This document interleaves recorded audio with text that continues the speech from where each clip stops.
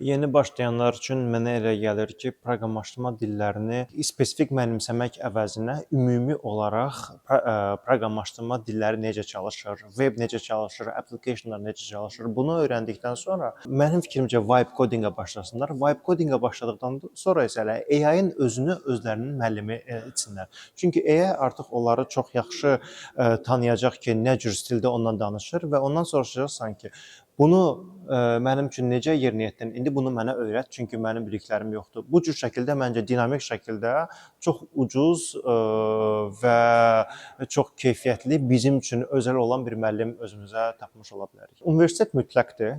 Universitetin verdiyi təkcə təhsil deyil, universitetin verdiyi özgüvəndir, universitetin verdiyi əlaqələrdir, networkdur, sualların olarsa yaxınlaşıb sual verməyə olan müəllimlərdir. Kurslarınsa üstünlüyü odur ki, artıq təcrübəli şəxslər birbaşa sənə yön verir, təhsil verir.